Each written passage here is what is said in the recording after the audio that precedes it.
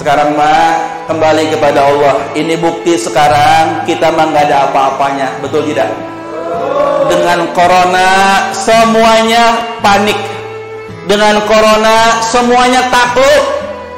Negara adidaya sehebat Cina saja porak-poranda, Amerika ketakutan, semua negara-negara besar pun ketakutan.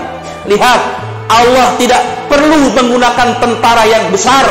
Cukup satu makhluk yang kecil luar biasa saja sudah membuat semua manusia tunduk takut kepada kekuasaan Allah Subhanahu wa taala.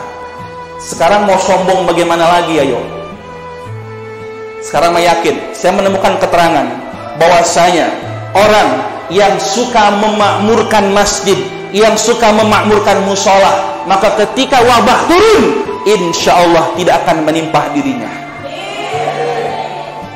Makanya di setiap musibah kita lihat tsunami Aceh, perhatikan tsunami Aceh tahun 2004 tanggal 26 Desember 2004, ganas tsunami, tapi lihat masjid tegak berdiri.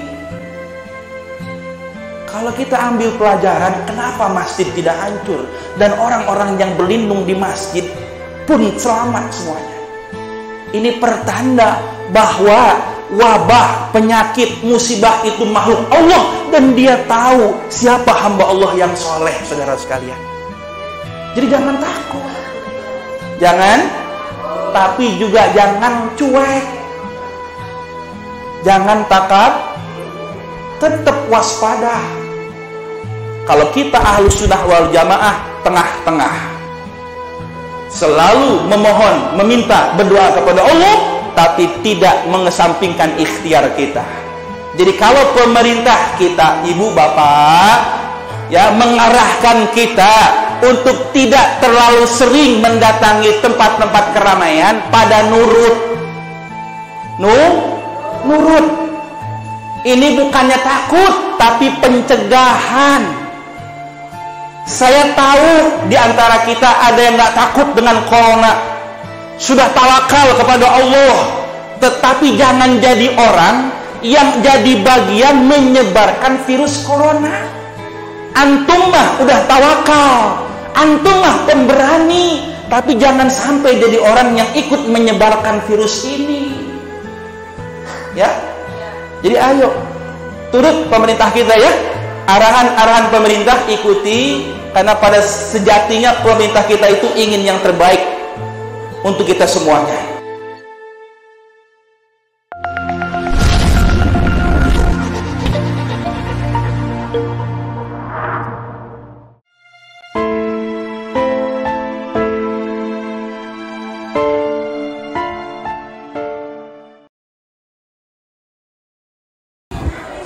Assalamualaikum warahmatullahi wabarakatuh.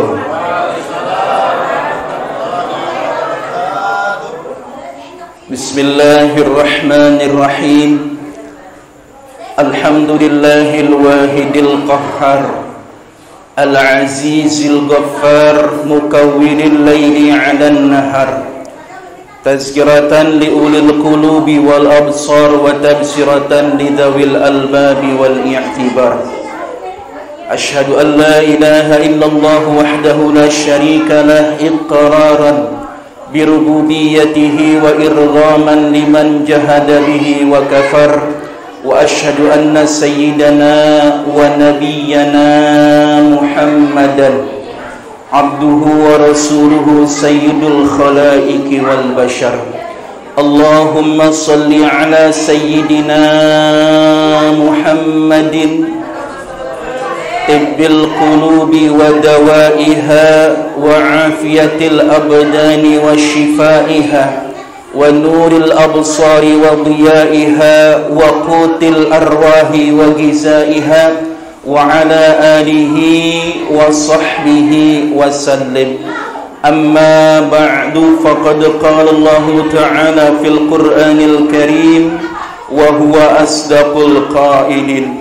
Subhanalladzi asra bi'abdihi laylan minal masjidil harami ilal masjidil aqsa ila akhiril ayah wallahu a'lam bihaqiqati muradih. Ma'asyiral muslimin wal muslimat, Bapak, Ibu, saudara, saudari, hamba-hamba Allah yang senantiasa insyaallah ada dalam taufik hidayah karunia anugerah daripada Allah Subhanahu wa taala. Bersyukur pada Allah taala yang Maha Ghafur pada malam hari ini, malam yang sangat bersejarah. Ibu, Bu, udah makannya? Udah habis? Ustaz dibagi gak Ustaz? Malam apa ini sekarang Ibu? Malam Minggu, ya pinter. Malam tanggal berapa sekarang? Ada peristiwa apa sekarang? Apa itu Isra Mi'raj? Apa itu Isra Mi'raj? Udah tahu semua tuh, ngapain diceramahin kalau gitu mah ya. Kita ambil aja intinya ini malam. Al-Isra ayat pertama saya ambil dari ayat penggalan ayat yang terakhir saja. Innahu huwas sami'ul basir. Innahu huwas sami'ul basir. Dalam tafsir, dalam terjemah yang masyhur, lafaz innahu ini diartikan sesungguhnya Allah, as-sami'u yang maha mendengar, al-basiru yang maha melihat. Kalau ditafsirkan seperti ini tandanya Allah Subhanahu wa taala telah mengundang Nabi Muhammad sallallahu alaihi wasallam untuk berjumpa dengan Allah secara langsung, sambil diperlihatkan oleh Allah begitu banyak keajaiban, keagungan daripada Allah Subhanahu wa taala. Tetapi dalam tafsir Ruhul Ma'ani ada penafsiran yang sedikit berbeda, Ibu Bapak sekalian.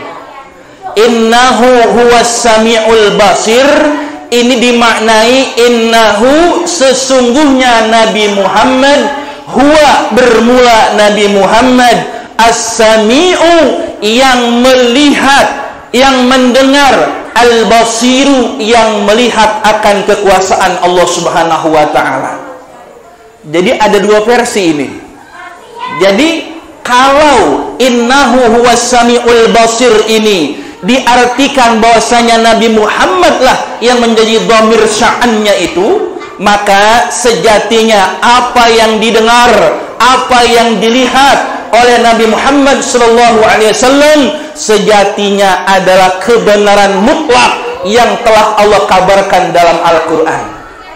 Sudah banyak yang kita ketahui, Ibu Bapak, perjalanan dari Mekah ke Masjidil Aqsa ini menempuh jarak kurang lebih 1250 km.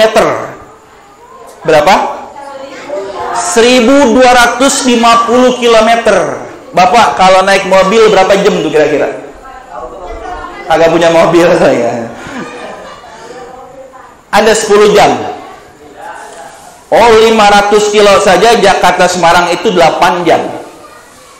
Berarti ini 3 kali lipatnya. 8 kali 3 24 jam non-stop naik mobil itu dengan kecepatan 100 km per jam. Nggak pakai rem lagi. Nyelonong baik. Nabi Muhammad sallallahu alaihi wasallam melakukan perjalanan itu begitu luar biasa, bahkan dikatakan dalam tafsir makna lailan. Subhanalladzi asra bi 'abdihi lailan. Mengapa menggunakan isim nakiroh? Mengapa menggunakan isim nakiroh? Ini menunjukkan kepada makna betapa sedikit waktu yang dibutuhkan kanjeng Nabi untuk melaksanakan perjalanan tersebut di malam hari. Bahkan konon dikatakan para ulama tidak memerlukan hitungan jam, cukup dalam beberapa menit saja Nabi kita sudah kembali lagi ke kota Mekah. Ini kan luar biasa. Sekarang begini, Bu. Mungkin ada yang bertanya di sini. Kalau memang Allah itu maha kuasa, untuk apa sih Allah subhanahu wa ta'ala mendatangkan kanjeng Nabi sampai menembus 7 lapis langit ke Sidratil Muntaha? Kan biasanya para wali mah bisa cukup bermunajat kepada Allah dengan hatinya. Betul nggak Pak? Para wali, Bu, sedetik saja hatinya goplah, lalai, tidak ingat, eling ke Allah subhanahu wa ta'ala, maka batal ibadahnya. Nah, kalau dengan hati saja seorang aulia salihin bisa bermunajat, bisa berkomunikasi dengan Allah subhanahu wa ta'ala, maka untuk apa? Untuk apa Allah mendatangkan Nabi kita untuk berjumpa dengan Allah sampai jaraknya dikatakan dalam surat An-Najm, qaubal qausain. Jarak antara Allah dengan Nabi Muhammad ketika berjumpa qaubal qausain. Jaraknya cuma dua ujung busur, sepanjang 2 ujung busur. Saya tanya, busur panjang nggak busur? Busur kan nggak terlalu panjang ya. Nah, Nabi dengan Allah subhanahu wa ta'ala hanya berjarak sepanjang 2 kali ujung busur. Betapa dekatnya Allah dengan Nabi Muhammad. Apa tujuannya? Sekarang gini, Bu, kita ngomongin, kita ilustrasiin begini aja deh. Katakan Bapak Presiden dalam menyampaikan informasi kepada bawahannya ada 2 caranya. Cara yang pertama, Bapak Presiden bisa menggunakan telepon. Betul tidak? Pak Menteri, tolong diurus itu virus corona. Pak Menteri Kesehatan, coba diurus baik-baik itu virus corona, jangan sampai menyebar di masyarakat. Melalui telepon. Cara yang kedua, seorang presiden kalau ingin menyampaikan informasi yang penting kepada bawahannya yang dia anggap paling istimewa, maka Pak Presiden biasanya tidak menggunakan telepon, tapi langsung memanggil bawahannya tersebut untuk langsung face to face berjumpa dengan dirinya. Betul tidak? Kenapa? Urusannya penting.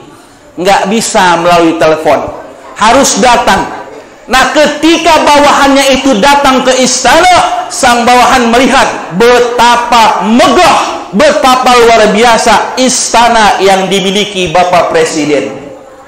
Secara nggak langsung Pak Presiden ingin menunjukkan kepada bawahannya itu bagaimana megah, bagaimana agung, bagaimana besarnya istana dan kekuasaannya Pak Presiden, sehingga si bawahan tersebut datang sendiri menuju istana. Dengan begitu dia lihat sendiri bagaimana tempat tinggalnya seorang presiden. 2. Nah, kalau Allah berkomunikasi dengan para aulia is-salihin dengan hatinya, karena memang ini levelnya baru wali. Levelnya baru wali. Nabi kita ini levelnya di atas jauh para wali, sehingga Allah tidak menggunakan telepon dalam tanda kutip. Allah tidak menggunakan komunikasi ke dalam hatinya Nabi Muhammad, tapi langsung berjumpa, sehingga ketika sampai Nabi ke Sidratil Muntaha, wajarlah kalau Nabi ditunjukkan kemahakuasaan Allah. Para nabi yang 124.000 orang kumpul semua di Masjidil Aqsa menyambut kedatangan Nabi kita. Para nabi di 7 lapis langit, dari lapis langit pertama sampai ke 7 berjejer menunggu Nabi kita. Nabi kita berjalan begitu luar biasa, melihat begitu banyak keistimewaan, keagungan Allah subhanahu wa ta'ala. Bahkan Nabi kita juga melihat ayat nini pakai wedak. Ayat nini gelis. Wah saya tuh nini gelis. Kajian nini gelis. Tenggelam ini mana tuh? Amun ya. Ayah nini tapi gelis. Ayah nini tapi ada nenek-nenek tapi cantik. Manggil Muhammad. Kalau anak muda sekarang dipanggil begitu, siapa ya? Siapa namanya, Bang? Siapa nama? Ian. Siapa ya? Iya. Nabi kita mah nggak kayak kita, dipanggil namanya nggak sembarangan nengok, diam dulu. Nanya sama Jibril, Ali Jibril itu siapa? Kok ada nenek-nenek antingnya gede banget, gelangnya meni gede, tadi suku rantai kapal. Itu cantik amat nenek-nenek, siapa itu wahai Jibril? Ya Muhammad, itu adalah gambaran dunia. Dunia teh sebenarnya mah nini geus kolot, peot. Tetapi dunia dibedakin, diberikan perhiasan yang indah, penampilannya luar biasa, padahal dalamnya sudah tua, sebentar lagi masuk kuburan. Banyak, terlalu banyak. Ada juga Nabi melihat ada orang yang mengambil batu dari api neraka, kepalanya dia pukul sendiri, jebret, belah huluna. Belum hilang rasa sakitnya, kembali kepalanya normal kembali, dia pukul lagi kepalanya. Siapa orang itu wahai Jibril? Tanya Nabi. Ya Muhammad, itu umatmu. Sedih Nabi, umat saya itu teh. Kenapa umatku disiksa seperti itu ya Jibril? Itulah umatmu yang berat kepalanya untuk sujud kepada Allah Subhanahu wa ta'ala. Jadi orang yang nggak mau sujud kepada Allah, nanti dia akan pecahkan kepalanya sendiri. Orang yang nggak mau sujud kepada Allah, berat kepalanya untuk sembahyang, maka siap-siap dia akan hancurkan kepalanya sendiri. Sedih Nabi Muhammad. Kenapa? Ternyata ada umatku yang seperti itu. Tapi di sini mah insya Allah ini, saya lihat di sini orang-orang soleh semua ini. Ini ahlu sholat semuanya insya Allah.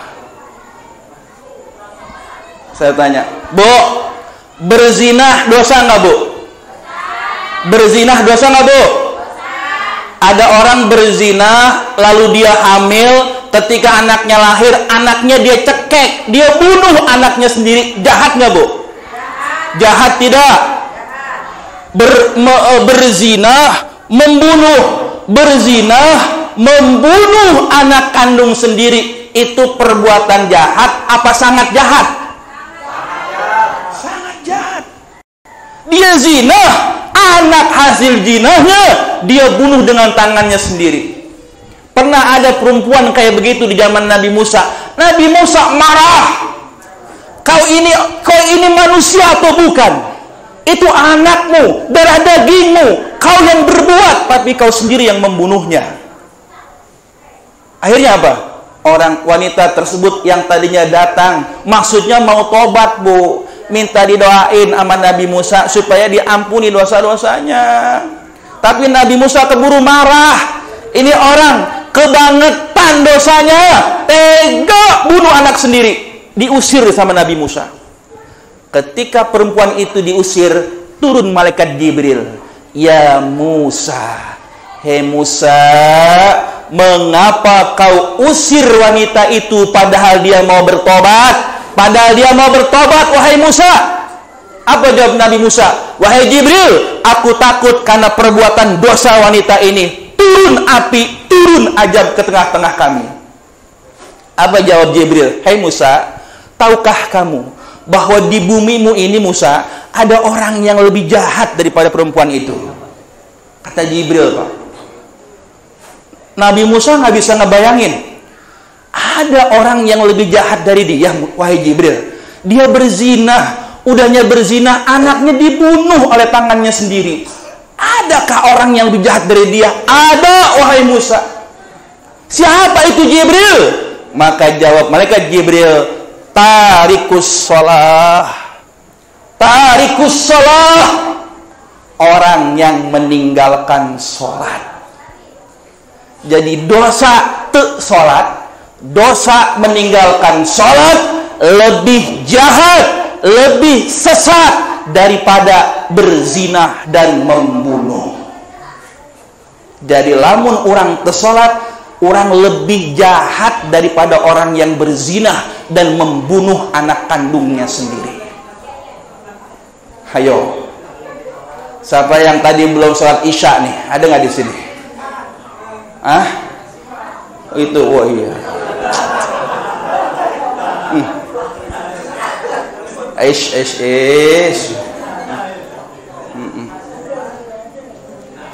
Bang, pulang dari sini sholat bang ya. Udah, fitnah ente ah. Masa orang ganteng gitu nggak sholat? Bu yang punya anak gadis, bu, tolong nih bu, udah ganteng soleh lagi nih. Ibu nyari mantu mah gampang, bu. Nyari mantu gampang, carinya di masjid, di musola waktu subuh.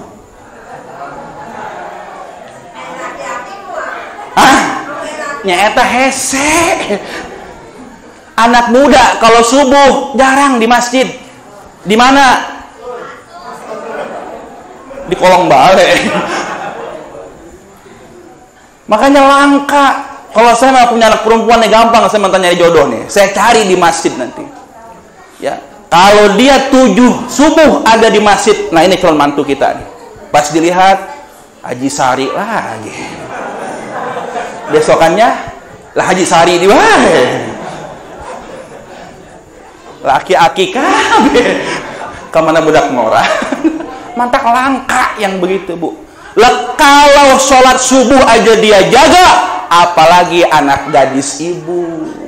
Dia kecil tiba ngejagain anak ibu mah. Kalau menjaga hak Allah saja dia sudah pandai, apalagi tiba ngejagain anak ibu. Tuh pemuda yang begitu. Saya lihat sih di sini wajah-wajahnya wajah-wajah kesiangan subuh melulu ini.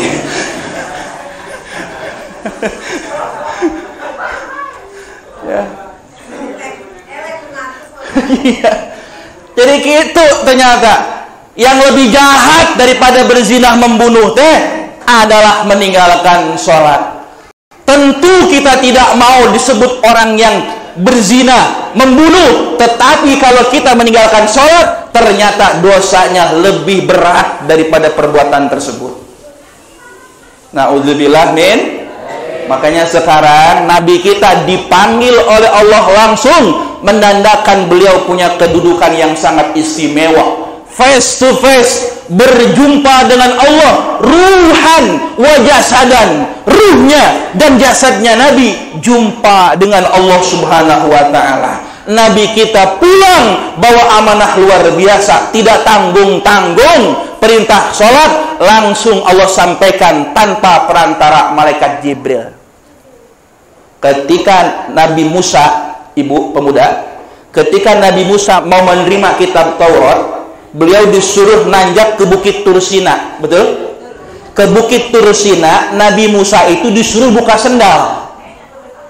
Nabi Musa disuruh buka sendal. Hei Musa, buka sendalmu. Dibuka. Nabi Musa itu nanjak Bukit Tursina nyeker. Kenapa? Karena hendak berjumpa. Dalam artian ingin mendapatkan wahyu kitab Taurat dari Allah Subhanahu wa taala, Nabi Musa nyeker. Kenapa? Nggak boleh pakai sendal. Tetapi Nabi Muhammad sallallahu alaihi wasallam ke Sidratil Muntaha berjumpa dengan Allah yang bahkan malaikat Jibril saja tak berani masuk, karena kalau dia masuk ke situ pasti tubuhnya terbakar. Jibril yang sayapnya kalau dibentangkan tertutup permukaan bumi ini dengan sayapnya, Jibril takut berjumpa dengan Allah masuk ke Sidratil Muntaha. Nabi kita sallallahu alaihi wasallam masuk Sidratul Muntaha, Allah tidak suruh untuk melepas sendal bakiaknya. Nabi kita berjumpa dengan Allah tidak buka bakiak, bakiaknya dipakai berjumpa dengan Allah Subhanahu wa taala. Maka ada ulama yang mengatakan karena bakiak Nabi Muhammad sudah berjumpa dengan Allah Subhanahu wa taala, maka bakiak Nabi lebih mulia daripada malaikat Jibril sekalipun. Bakiak. Lu tahu bakiak nggak? Hah? Emang ya? Saya juga nggak tahu itu alhamdulillah. Baqiyat Nabi sudah ke Sidratil Muntaha, jumpa dengan Allah. Makanya anak muda suka pakai peci itu. Ada gambarnya sendal ya. Ada yang pakai sini? Ada peci gambarnya sendal Nabi. Itu apa itu? Itu mah sepatu buat gambarnya. Ya. Kenapa? Baqiyat Nabi dijadikan sebagai simbol kemuliaan karena sudah jumpa dengan Allah, sudah ketemu dengan Allah. Bahkan Jibril saja yang begitu mulia tak sanggup ke situ, tapi Baqiyat Nabi sudah masuk ke situ, ke Sidratil Muntaha. Maka kata ulama, Baqiyat Nabi saja lebih mulia daripada malaikat Jibril sekalipun. Baqiyatnya, semua yang nempel kepada Nabi Muhammad jadi mulia. Baqiyat jadi mulia, sahabat jadi mulia karena dekat dengan Nabi.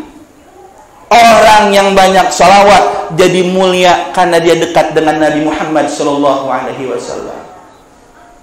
Tuh, ayo Baqiyat aja jadi mulia, apalagi orang. Ya, ya, iya, iya aja udah banyak loh. Ya. Nah ini hayo. Nah ini malam kita sedang memperingati perjalanan yang luar biasa yang mustahil akan terulang kembali. Ini perjalanan sekali-kalinya dan gak akan pernah ada lagi. Ini mukjizat yang luar biasa. Kalau antum gak percaya ini wajar. Kenapa? Yang namanya mukjizat memang sulit dibuktikan dengan akal. Namanya juga mukjizat. Mukjizat itu melemahkan musuh. Kalau bisa dicerna dengan akal, bukan mukjizat namanya.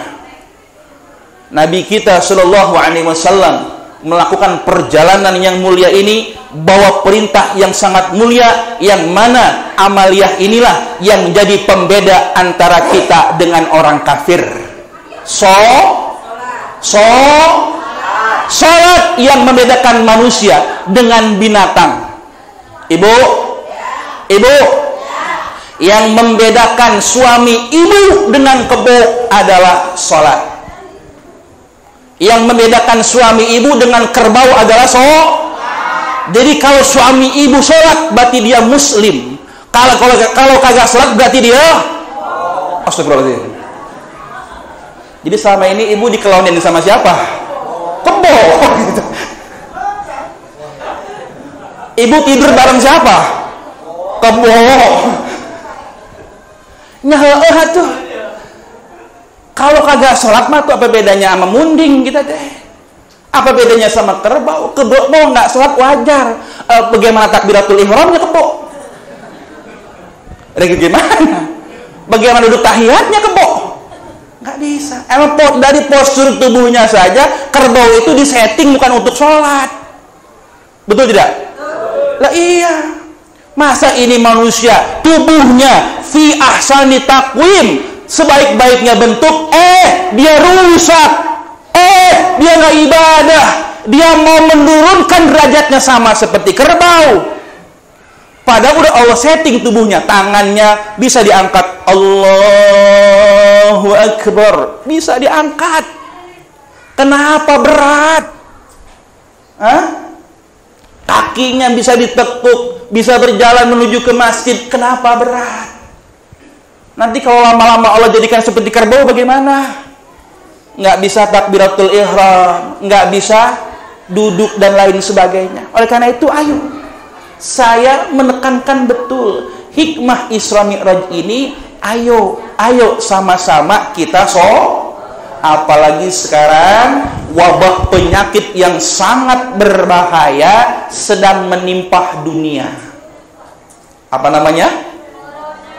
Ini nggak takut corona sekarang? Wah, Masya Allah. Nah ini, ayo dah sekarang mah kembali kepada Allah. Ini bukti sekarang kita mah nggak ada apa-apanya, betul tidak? Dengan corona semuanya panik. Dengan corona semuanya takluk. Negara adidaya sehebat Cina saja porak-poranda, Amerika ketakutan, semua negara-negara besar pun ketakutan. Lihat, Allah tidak perlu menggunakan tentara yang besar, cukup satu makhluk yang kecil luar biasa saja sudah membuat semua manusia tunduk takut kepada kekuasaan Allah Subhanahu wa taala. Sekarang mau sombong bagaimana lagi, ayo? Sekarang yakin, saya menemukan keterangan bahwasanya orang yang suka memakmurkan masjid, yang suka memakmurkan musola, maka ketika wabah turun, insya Allah tidak akan menimpa dirinya. Makanya di setiap musibah kita lihat, tsunami Aceh, perhatikan tsunami Aceh, tahun 2004, tanggal 26 Desember 2004, ganas tsunami, tapi lihat, masjid tegak berdiri. Kalau kita ambil pelajaran, kenapa masjid tidak hancur dan orang-orang yang berlindung di masjid pun selamat semuanya. Ini pertanda bahwa wabah, penyakit, musibah itu makhluk Allah dan dia tahu siapa hamba Allah yang soleh, saudara sekalian. Jadi jangan takut, tapi juga jangan cuek, jangan takut, tetap waspada. Tetap jaga kesehatan, ya, cuci tangan sebelum makan, ya. Kalau lagi batuk pilek pakai masker, nggak apa-apa. Jaga, kita mah ahlus sunnah wal jamaah, kudu berimbang antara doa dan usaha, ya. Kalau terlalu mengandalkan doa, yakin dah saya mah nggak takut sama corona, saya mah yakin sama Allah, nggak peduli. Nah, ini masuk kepada akidah Jabariyah. Jabariyah itu orang yang berkeyakinan hanya kepada doanya tapi tidak menggunakan usahanya. Ada yang sebaliknya, usaha menurut doa ente. Hah? Oh, usaha terus, doa mente. Nu kieu teh qadariyah ngaranna. Kita yakin dengan formula jamu yang kita buat ini, kita yakin kita akan bebas dari corona. Dengan jamu, dia bilang, dengan obat ini kita yakin kita akan selamat dari corona. Dia yakinnya ke obat, yakinnya ke alat medis. Dia tidak mengikut sertakan campur tangan Allah di situ. Ini orang-orang qadariyah yang begini. Kalau kita ahlus sunnah wal jamaah, tengah-tengah, selalu memohon, meminta, berdoa kepada Allah, tapi tidak mengesampingkan ikhtiar kita. Jadi kalau pemerintah kita, ibu bapak, ya, mengarahkan kita untuk tidak terlalu sering mendatangi tempat-tempat keramaian, pada nurut. Nurut. Ini bukannya takut, tapi pencegahan. Saya tahu di antara kita ada yang nggak takut dengan corona, sudah tawakal kepada Allah, tetapi jangan jadi orang yang jadi bagian menyebarkan virus corona. Antum mah udah tawakal, antum mah pemberani, tapi jangan sampai jadi orang yang ikut menyebarkan virus ini. Ya? Jadi ayo, turut pemerintah kita ya, arahan-arahan pemerintah ikuti. Karena pada sejatinya pemerintah kita itu ingin yang terbaik untuk kita semuanya. Insya Allah. Jadi tetap berdoa dan karena hamba yang usaha tanpa doa namanya sombong, doa mulu tanpa usaha ngarana bohong. Ayo, ya Allah yang benghar ya Allah, gawe tegawe bohong sih ya. Yang ini usaha terus nggak mau doa, sombong yang begitu ya. Jadi ayo melalui acara ini semoga Allah selamatkan kita semua. Terakhir saya menyampaikan apa yang disampaikan guru kami Sayyid Tariqah Syadiriyah Syekh Abdul Mun'in bin As-Siddiqi Al-Hasani. Beliau sampaikan bahwasanya masa-masa saat ini jangan lupa memperbanyak zikrullah, terutama lafaz ya latif. Apa? Ya latif, ya latif, ya latif, ya latif, wahai yang maha lembut. Sekarang kita minta kepada yang maha lembut agar kita diperlakukan dengan lembut oleh Allah Subhanahu wa ta'ala. Karena saat ini Allah sedang menampakkan kekuasaannya, Allah sedang menunjukkan kemahakuasaannya, maka kita minta kepada Allah diperlakukan dengan lembut. Maka panggillah yang maha lembut, ya latif, ya latif. Ibu nanti pulang dari sini sambil jalan, ya latif, ya latif. Tapi awas, lihat ke depan juga Bu ya. Bisi ayah cubluk kecebur gitu. Ya latif, ya. Anak muda naik motor, ya latif, ya latif, ya latif. Beri gas, ya. Tapi jangan nunduk ya. Naik motornya tetap fokus, ya latif, ya latif. Insya Allah selamat. Saya rasa cukup sekian, mudah-mudahan ada manfaatnya. Senang berjumpa dengan Bapak Ibu, saudara-saudari sekalian. Terakhir kita baca Ummul Quran suratul Fatihah dengan asrar, dengan anwarnya Fatihah. Mudah-mudahan Allah angkat bala musibah. Allah selamatkan kita, Allah selamatkan diri dan keluarga kita, negeri dan bangsa kita, dan seluruh negeri umat Islam dimanapun berada, selamat dari berbagai macam bala musibah dan bencana. Ala hadhihi niyyah wa ala kulli niyatin salihah. Al-Fatihah. A'udzu billahi minasyaitonir rajim. Bismillahirrahmanirrahim. Alhamdulillahirabbil alamin arrahmanir rahim maliki yaumiddin. Iyyaka na'budu wa iyyaka nasta'in ihdinas siratal mustaqim siratal ladzina an'amta 'alaihim ghairil maghdubi 'alaihim waladdallin. Rabbi ighfirli wa li walidayya amin wa lakum minkum. Assalamualaikum warahmatullahi wabarakatuh.